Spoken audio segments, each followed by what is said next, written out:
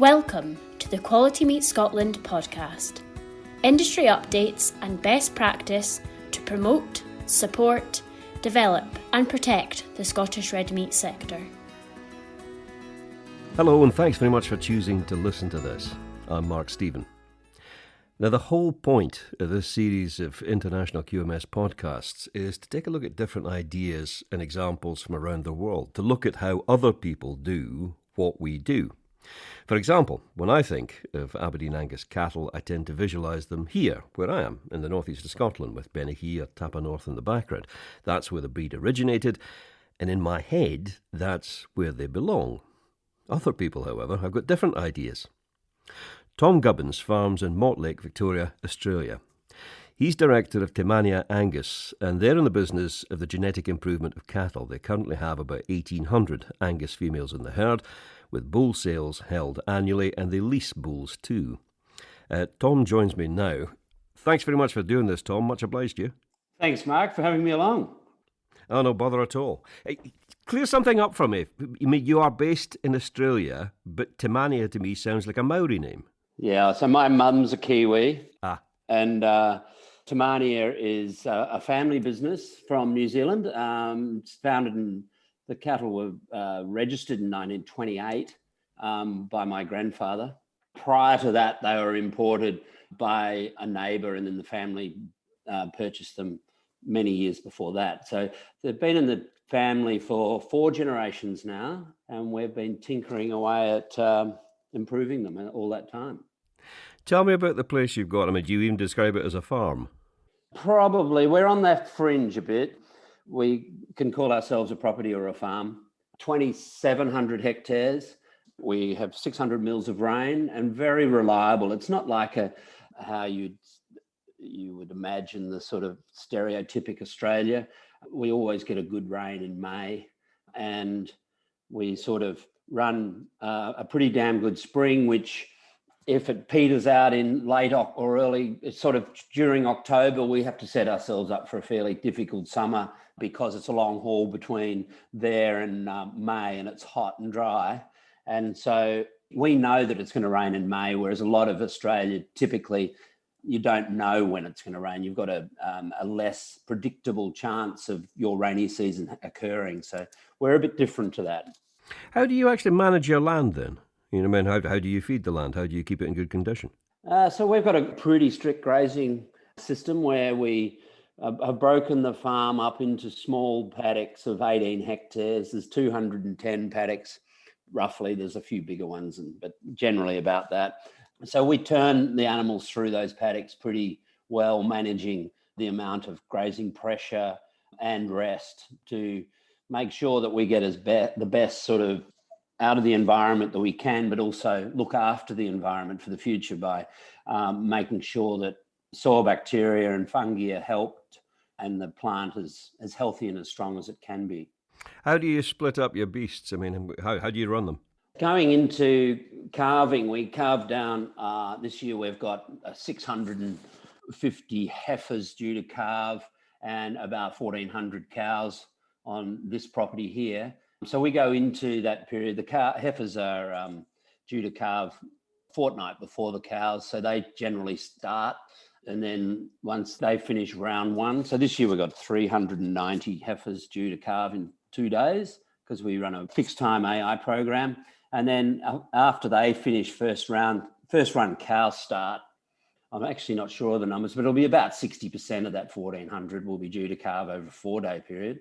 So as they calve down, we group them up into groups of 250 cows and calves, and they generally are a group that we can manage quite well in the cell grazing system. And also that's a day's AI program for us. So the seeders can go in and come out, and we can run a fixed time program with 250 animals quite easily. So the animals go into their 250 groups, and they go all the way through joining. They go out with the bulls in 250. After you've AI'd 2 rounds, we generally put multiple bulls out and use DNA to tell the bull's difference on the 3rd round, which is a natural joining. The animals are weaned in those 250 animal cohort groups, and that keeps our contemporary groups together so that those animals then will stay together as weaners, male and female, obviously separated. So the bull portion's about 100 to 130 or 40, and the heifer portion all get boxed together in a big mob of 700 or 800. And then the bulls are run in smaller groups all the way through to they're 400 days old. We scan them for imosolaria, fat depth, marbling, and collect their 400-day weight. And at that stage, we sort of finish a little bit of the performance recording intensity and start breaking them up into more management groups. What is it you are trying to achieve with your herd? We know that there's certain factors, traits in animals that affect profitability. So we identify those, and, we've identified about 25 of them that are fundamentally crucial for or important in the process of an animal's profitability. Some of the really obvious ones are birth and growth rate and fertility. So they're some of the key ones that we also collect structural scores on foot structures and muscle scores on imosolaria. And so by identifying these traits as to their economic importance, if we collect data on all the individuals in large cohorts and genetic cohorts, we can then work out which animals are performing better in those groups genotypically rather than phenotypically, and then choose those animals to be the next generation of livestock that go into the nucleus herd. Okay, describe for me your ideal beast then. I mean, what is your ideal female? Our ideal female is probably a little bit different. We sort of like looking at beautiful females, and obviously that comes into the occasion, into the selection criteria once we've worked out which ones are economically more important objectively. So we have an internal index, which an index works by putting all the traits together into a mathematical process, working out how much weighting we need to put on each trait according to its economic importance in the whole breeding process. And then those traits with their factor multiplied are all added together, and that comes up with our index. So we can rank those animals according to their index. The best ranking ones are the ones that have the best economic benefit for us and our clients. And so we then rank all the animals on that and then choose the top ones of that objectively. And within that, then we've got to have a look at them to make sure that they're some, of a cattle that are going to be the animals that are going to suit our means. So the science of genetics is the first part of the selection process. And then the art of breeding is the final one. Tell me about objective testing. How do you do it? Well, objectively testing an animal, a measurement, which is a sort of a fixed measurement that you do with a ruler or a set of scales, is quite easy, really. You run them over and there's very, very little human involvement needed. And so all of our animals are electronically ID'd. They come to the yards, they run through at weighing time, and they're all automatically weighed. And that weight is allocated to the RFID that is on them, and the computer system, which is server-based, run in Melbourne, Sapien technology we use, it then keeps all the records aligned for us. So objectively, we measure traits that are easily measured like that. Then we've got some traits that are commonly sort of understood as subjective, and there are things like foot scores and temperament and things like that need a human to actually assess them. And so what we do is we have a fairly strict rule of process, and these are standards that are set up by Australian breeding, by the societies or by research facilities that come up with a descriptor for. So, for instance, docility is one, and there'll be British farmers that are very much understand this, but one is a very, very quiet animal, almost touch it, walk away out of the handling facility when you open the front. And a 5 is an animal that's really dangerous, that you wouldn't get in the pen with. And 2, 3, and 4 are in, at a description in between that. And by doing that and assessing those animals, we can get a heritability on that. So it means that if you test animals from 1 to 5 in our herd and in other cooperating herds in our business, we can find that the animals that are related start to tend to get the same scores. So that basically statistically shows that there is a heritability there. So animals from common fathers, particularly fathers in this situation, because mothers have a bit of an environmental influence on the calves, but calves from common fathers have different scores or mean in the distribution. So we can start to influence how quiet they are by selecting animals in the nucleus that have better genotype for temperament. You must have a massive database of information. How much of that do you pass on to your clients? Are they interested in it? So our clients pass it on to us too. We do have a system where we have a group of clients that are just basically very enthusiastic animal breeders that love collecting data, and which is a great help to our business. You know, we're sort of indebted to them really. They collect lots of data for us, and we get genotypic information out of that too. And that's really, really good for our business because it's actually information that's collected in commercial herds, in commercial environments. And we often get back information about how the animals got processed and what their final meat standards Australian scores are, which tell us how well they marbled and what their fat colours were and all that sort of stuff. So all that goes in as well. So yeah, we've got a fair bit of information, and that information is sent off our server to Armidale University in New South Wales, where most of that data is analysed and turned into genotypic result for us, in the form of an EBV. Aside from the obvious dialogue that you've got with other breeders, which I can see being really mutually beneficial. Things like restaurateurs. Across here, we're very concerned about, or we're becoming increasingly concerned about provenance, where it came from. What's the backstory? Same across with you?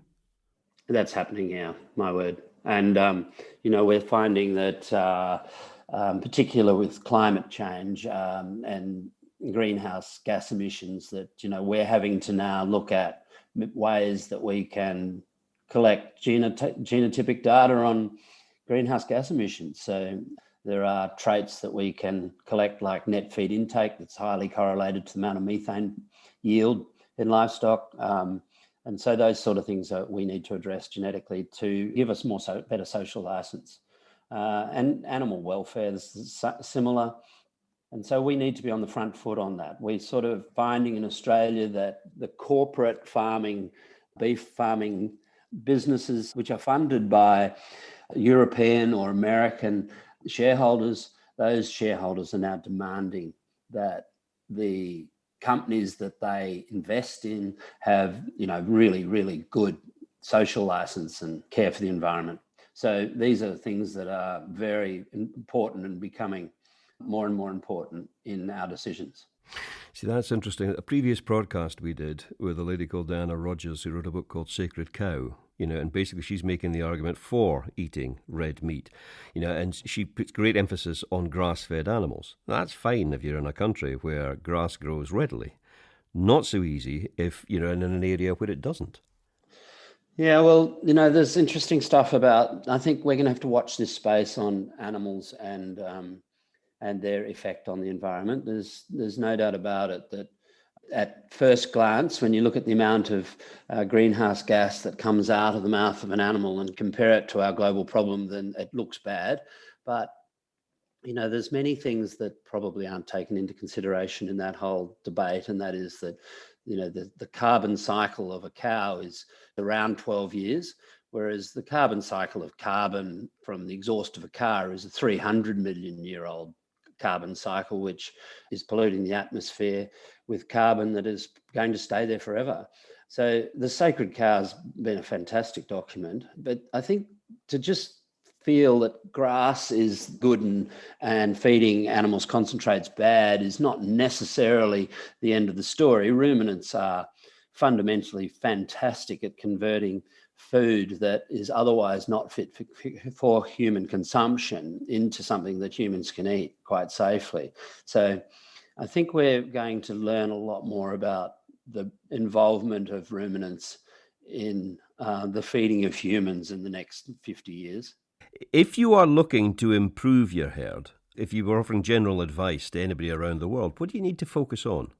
You need to really discover, first of all, what it is that makes profit, what drives the economics of the market that you're targeting, and how to fit those animals into the environment that they live in. Obviously, there's very different parameters and requirements for animals as market requirements change and environments that they are being produced in vary. For instance, in the US, there's some really, really cool stuff going on in altitude sickness. They've found that they can see blood pressure variations in the hearts of animals, and genotypically it is heritable. And so they can change through selection pressure whether animals cope better with altitude sickness or not. And that's something we're not going to have to worry about in Australia. But there's all sorts of different traits that you need to discover that are affecting the profitability of your business in your environment for your markets. And you need to discover them, and you need to collect the data, and then you need to start modifying those animals with the use of that data so that you can capitalize on the benefits and suppress the negatives. If you have a performance index, are there traits that are more heavily weighted than others? How does that work? That is a bit of a pub question that happens between breeders, I must say, because and personally, I think that the weighting, seeing the weightings on the indexes is a bit dangerous, because there are big differences in the weightings on each trait in an index. The weightings on a trait in an index are calculated by working out how important financially that trait is to the end goal. And to do that, you need economics, very, very sophisticated economics and genetics coming together. And, you know, dare I say that even when I was at school, statistics and genetics made me sort of glaze over a little bit, I must say.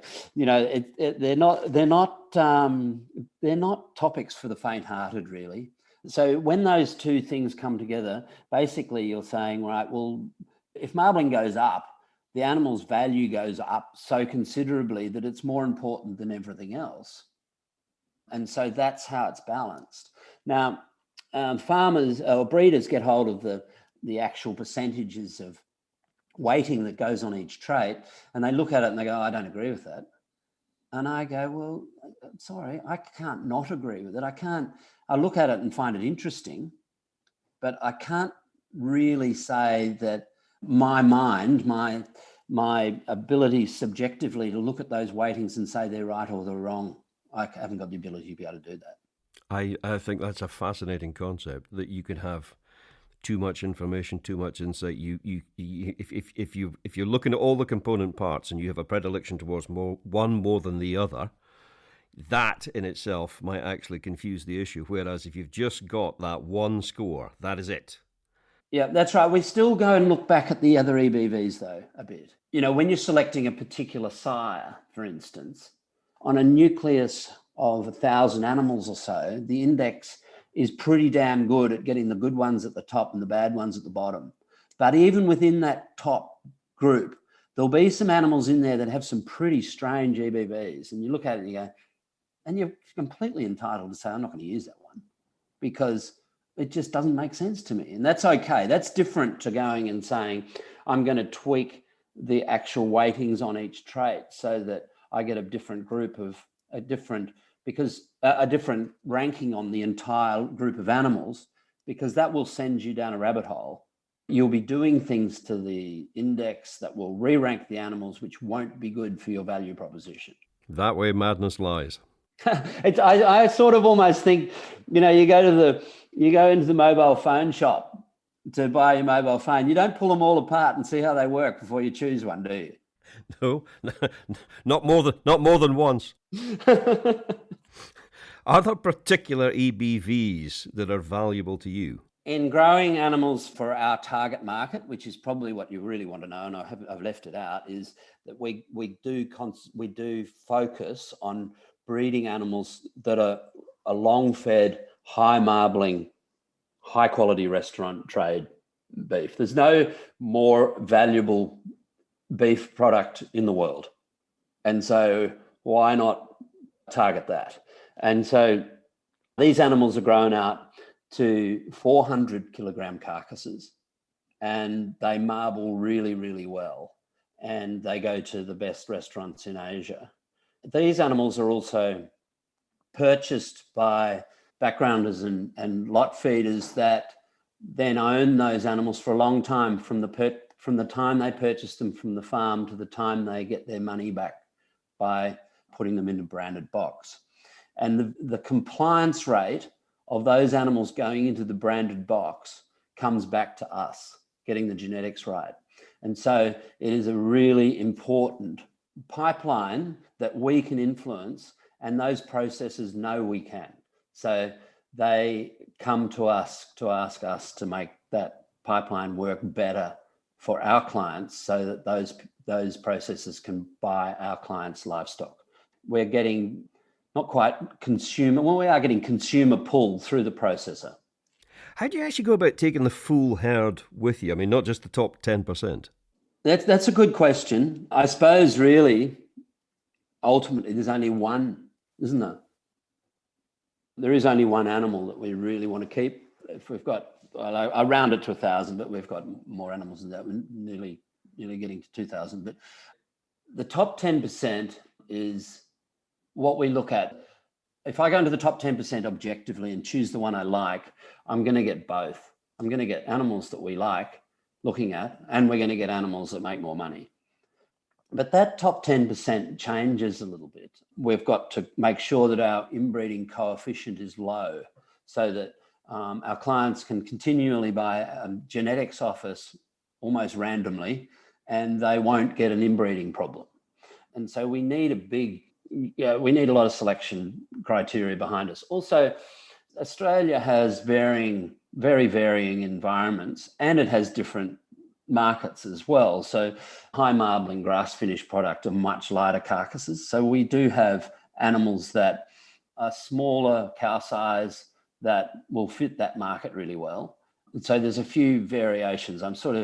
We can make this discussion really complex about how the nucleus is actually a little bit varied in that way to sort of suit different criteria in the place. We also have, very, very dry conditions and long periods between rain, and smaller animals that are more efficient and more inclined, are better in those environments. And we have environments which, where it's very reliable and have lots of rainfall, and generally larger animals that can get a feed every day are more efficient in those. Have you ever actually been to Scotland? Have you seen the livestock system here? I have, yes. Okay, so you could argue, I suppose, a suckler cow is a suckler cow anywhere in the world. So how could your principles, what you're doing, be applied to a Scottish farm? They can be, and they are. There are some Scottish farmers that do collect data and do what I'm talking about, and they're there. They are it's a bit harder because large contemporary groups help. Big, large groups of animals that are in the same paddock and in the same environment and grow out together, the variation in them, I suppose, is more likely to be genetic. So if you have lots and lots of little groups of animals that aren't necessarily being treated the same, it's hard to tell whether the variation between them is genetic or not. So that's a disadvantage on smaller herd sizes and smaller mobs, but it still is achieved, and it's only a process of slowing it down. The advantages that Scottish beef producers have is that their knowledge is more intense. They know more about what every animal's doing. So that can be an advantage. They can record more traits. I suppose the flaw, if I'm game to say, is that your beef grading system is not giving you clear information about which animals are marbling better and yielding better. And so it's very difficult in a genotypic environment in Scotland to start breeding those important carcass traits. When you were in Scotland having a look at, livestock rearing here, what was your sort of almost like an emotional reaction to it? Would you Did it look easier to you or harder to you, just in terms of the environment? Well, Scotland's a bit of a different case to the rest of Britain or the rest of Europe, really. I felt that by the time I got to Scotland, I was actually seeing beef animals running in environments where they should be. So particularly in Australia, we find that beef cattle actually run where nothing else can be done.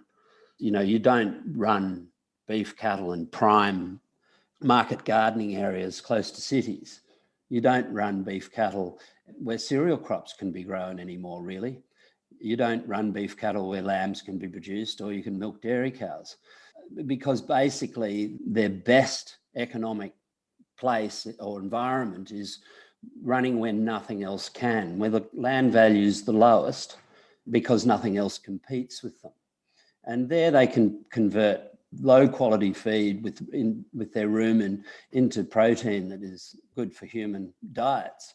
This land is otherwise, without a ruminant, very hard to utilise. And you have a lot of that sort of country in Scotland. So I think that, when you're running animals, beef or ruminants in country where some other farming enterprise can be done, you need to be really, really good at it to compete with them.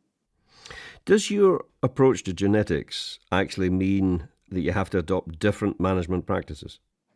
Yes, it does a bit. So it's a good question because, and it's one of our more difficult things that we have to confront with our stockmen, because you have animals in the bottom 10 percentile or 20 percentile in the group that aren't functioning as well, possibly because of social cohesion issues or, reasons that are out of your control while they're in a big group. And in most commercial situations, what you would do is run them through the yards and draft off the lesser ones or the smaller ones. You might put them on a different in a different environment, or on a feed ration or something, or even sell them and get rid of them. But we can't do that because we need to collect information on these animals when they're 400 days old. And the ones that we harvest off that are doing poorly in a contemporary group are actually just as important as the ones that are doing really well. Because if we go and harvest out all the smaller, lesser animals, they could be more related to particular genetic lines in the herd, and therefore we need to know that they're running poorly.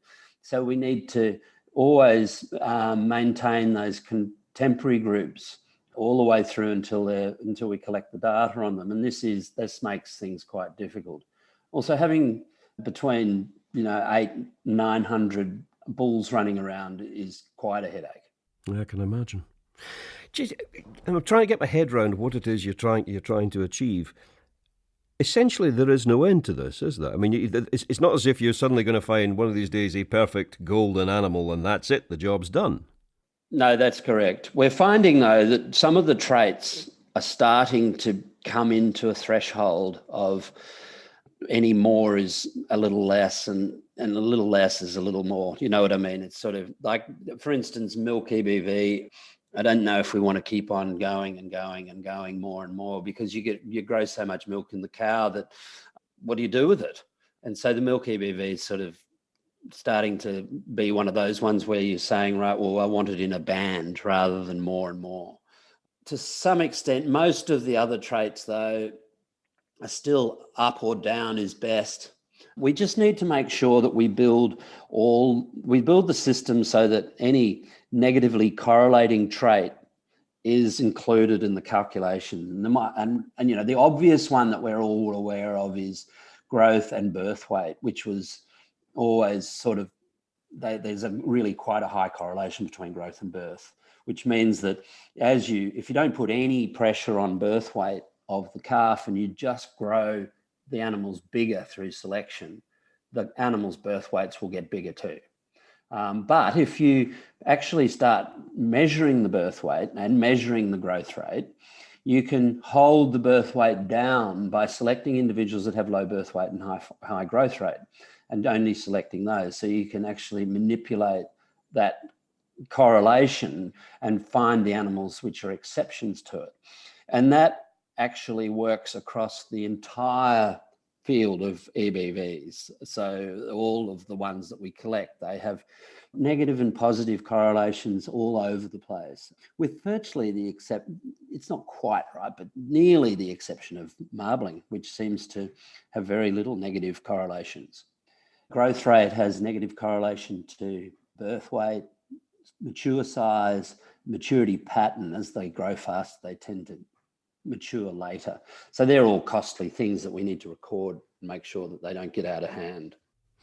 This is by way, I suppose, of a philosophical question. The old expression, man proposes, God disposes.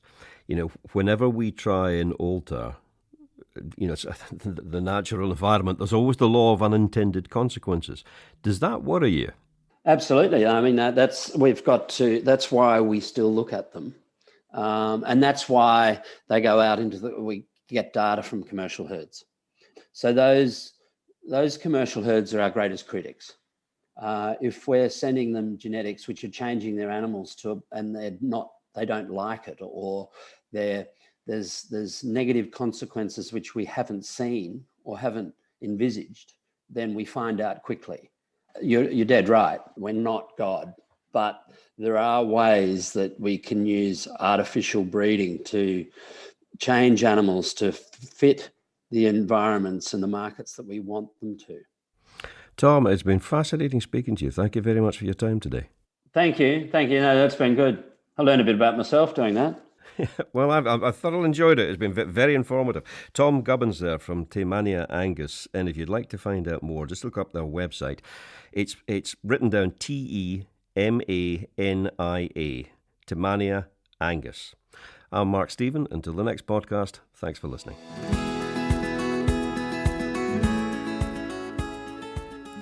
Thank you for listening to the Quality Meat Scotland podcast. For news and to listen back to previous episodes of the podcast, visit qmscotland.co.uk.